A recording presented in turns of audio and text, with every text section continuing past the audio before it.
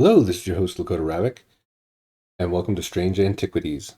Now, this is supposed to be a cozy little puzzler game where you are the proprietor of an old antique store. I've never really played this demo, so we're going to get into it and kind of experience it together. Let's start a new game. As a thaumaturge's apprentice, there is a lot to learn. Every object must be treated with care, and it is important to identify the harmful from the harmless, the potent from the mild. It was only supposed to be a temporary arrangement when Eli left the shop, strange antiquities in my hands. None of us knew that by then, the pendulum was already swinging, with a terrible certainty that could not be stopped.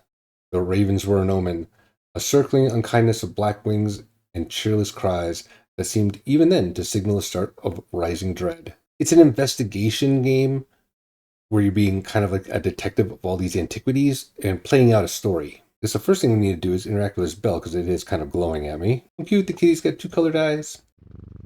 Oh, I'm getting to pet the kitty.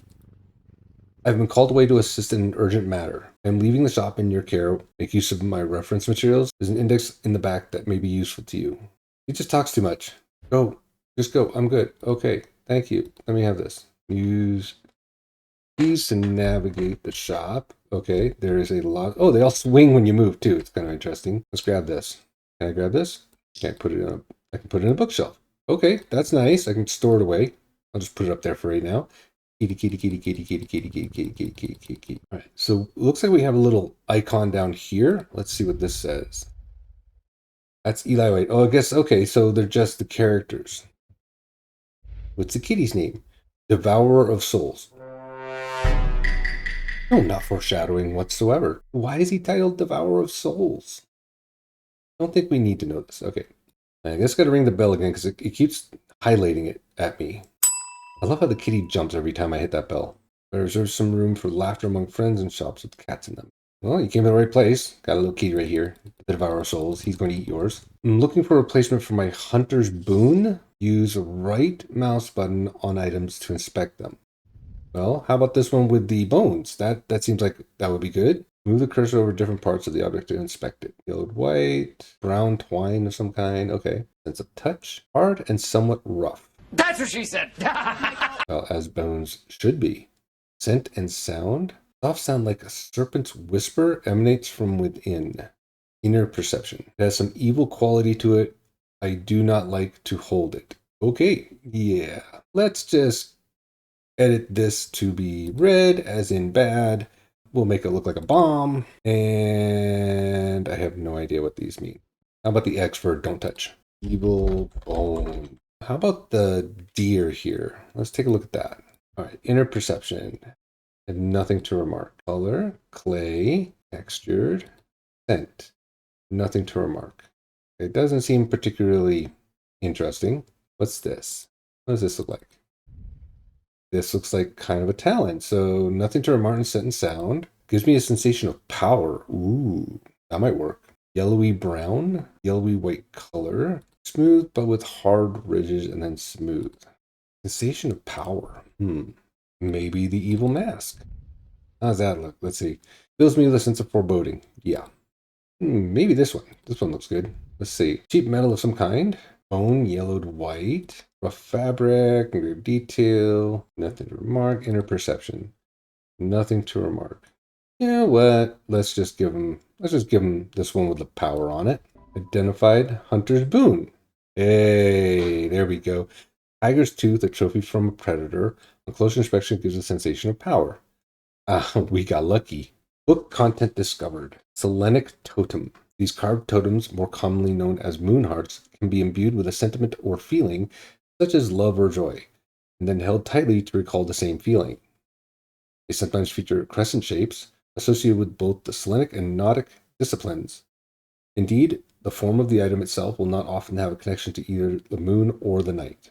Okay, that went into the book. You can add labels to items while inspecting them. We figured that one out. I'm still trying to figure out what this thing is down here. We do have a clock ticking. It's like 3 p.m. And let's see, another person, Jack Hungerford. These people are very chatty, by the way. Okay, so he's looking for something called a shadow hold. About the eyeball. Yeah, let's do the eyeball. Inner perception. Nothing to remark. Nothing to remark. Cool and smooth. Green marble. And this doesn't really tell me anything. A hand. Was that a monkey's paw? Withered flesh. Ooh, lovely. Gold. Ooh. Leathery and bony, quite unpleasant to touch. I was expecting it to smell worse than it does. Nothing to remark. Okay, well, maybe the book can tell us something. Let's check the book.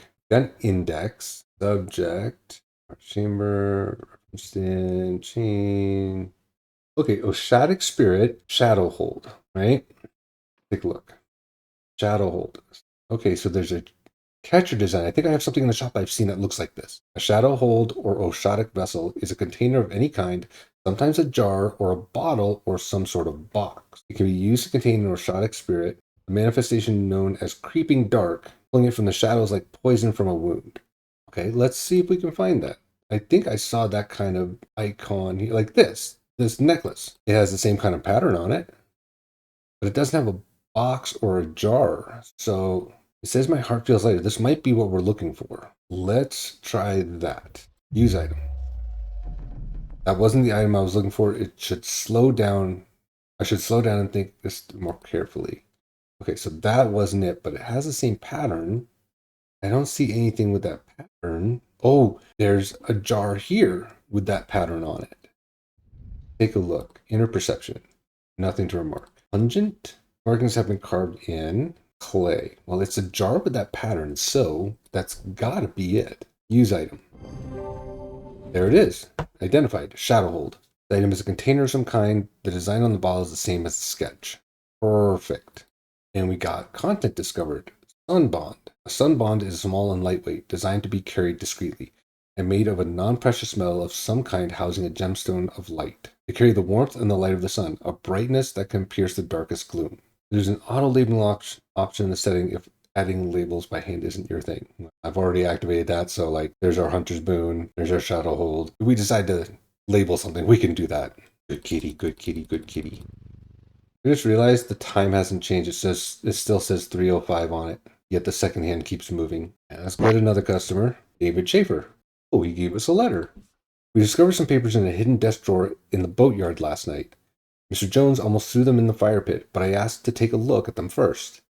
That man does like to burn things. They look old. Maybe there's nothing of much use here, but I thought of you when I came across an entry in the shin. I mean, was there more to this? Okay, I'll put that right there. All right, ring the bell again. Stanley Hume. I want an Ossic ring. Well, there's several rings here, but let's take a look at this one. Nothing to remark. Even texture. Bronze. Okay, well, let's look what an Ossic ring is. Ossic ring. Fortune. These somewhat macabre objects are originally made as offerings to the goddess Fortune, but the practice fell out of favor as belief waned. Some say they can hear Cortins unearthly hiss when they hold an Ossic ring up to their ear. Ooh, we heard a hiss on those bones. Let's try the bones. Yes. Made of bone, this item satisfies the description macabre. Close inspection confirms that a hissing noise can be indeed heard. So yeah, we got lucky. We found that one early. Edmund Bishop. A voice of Serenos might help put me at ease, or it might do the opposite. Voice of Serenos. Voice of Serenos. Okay. So we've got a couple entries here. The name Voice of Serenos is used to refer to any bronze torque that has certain imbued properties. With skill, such an item can be used to read the patterns of nature. Serenos is a pagan god of the forest and nature, typically depicted as a man with the antlers of a stag and often wearing or holding a torque. Okay, so it's got this kind of spirally look to it, and this has got a spirally look to it. I don't like how this makes me feel. Stone, dark wood, doesn't have the bronze properties, so that's probably not it. But nothing else has that pattern to it that I can see. I'm going to give that stone thing a go. It's got the right pattern to it. That's not it. I know this was bronze. Now he has kind of a moon shape on his belt, and he has, it looks like that necklace looks kind of like that bronze thing. So let's try that out. There it is. So yeah, it was that kind of necklace thing he had on. All right, so now we're at the end of our day, so we're going to go ahead and close up the shop. So it looks like we have like maybe 17 days. I'm not sure exactly what this means, but let's go ahead and continue. Oh, what's this? Oh, wait a minute, wait a minute, wait a minute. I'm following this pattern. Is this a new item we discovered? It looks like bells, almost. Oh, it's shackles. An escaped prisoner ran northwest. He hid me in the first building he came to. What the heck? I think this is part of the detective part of the game. What does this do for us? Oh, what do we have here? We have a little compass that was in this drawer. Look at this. Oh, what's going on here? A whole map? Okay, so escape prisoner ran northwest. This is northwest. He hid me in the first building he came to. All thalmic objects produce a field of sorts. Although invisible to the naked eye, they can be observed by placing an object over a thalmic lens. These fields are not fully understood despite attempts to study them over the years. Okay. Reminder, I've stored a couple of items in the cellar of the wine merchant next door. And we discovered, okay, so this is the letter from earlier. We discovered some papers in a hidden desk drawer in the boatyard last night. Okay, so boatyard, right here. The yard has seen better days. A mess of broken and rotten timbers covers most of the outdoor space that isn't taken up by upturned boats, slowly being claimed by the weeds. In the middle of all this, a man looks up from repairing a small rowing boat. You must be from the strange antiquities, he says with a smile. He takes me into the dilapidated office where two metal buckets collected drips of brown water and a thin window pane rattles with every footstep. Pulls off a sheaf of brown papers out of the desk drawer and places them gently in my hands. Okay, what's going on here? Sleep vessel. Finally, as an afterthought and somewhat reluctantly, the man gives me something else as I'm leaving. I've no use for it, he says. I don't even know what it's for. Oh, we got a new item. Okay, let's shove that over here. So I guess we're trying to discern clues and figure out what happened. So northwest first building he entered. That's very broad. Let's move on to our next customer of the day. Who we got here? Verona Green. Oh, she just brought us a book back. Let's put that up there. What book is this? Hermetic Symbology. Oh, okay. Tells you what these symbols represent, like Selenic of the moon, Draidic of the earth. Okay. This could help us. Ah, see, like that's poison, strength, paralysis, life, death. Okay. So this allows us to kind of help determine what symbols on an item. You're paralyzed, I have no job, no partner, no friends, no prospects. I heard the horned shackle might be the answer. Well, I'm assuming with horns, this looks like a horn on it. There's horns on this one, horns on the goat, and this icon here. Horned shackle. Let's see what that's about. Horned shackle, demon. Okay, it looks like a bull. Horn shackles are used to bring out change in one's life, bestowing the ability to overcome personal demons. In use, the horns are rubbed between one's fingers, causing them to become worn smooth over the years. They can be worn as pendants, but are more commonly totems of some kind. This looks like that kind of thing. Strong sense of being watched. So rigid horns that are supposed to get smoothed over time. This could be it. That is definitely not it. So totems are more like the goat here. Feels smooth, rough and pitted. It could also be this. It's got kind of a horned part to it.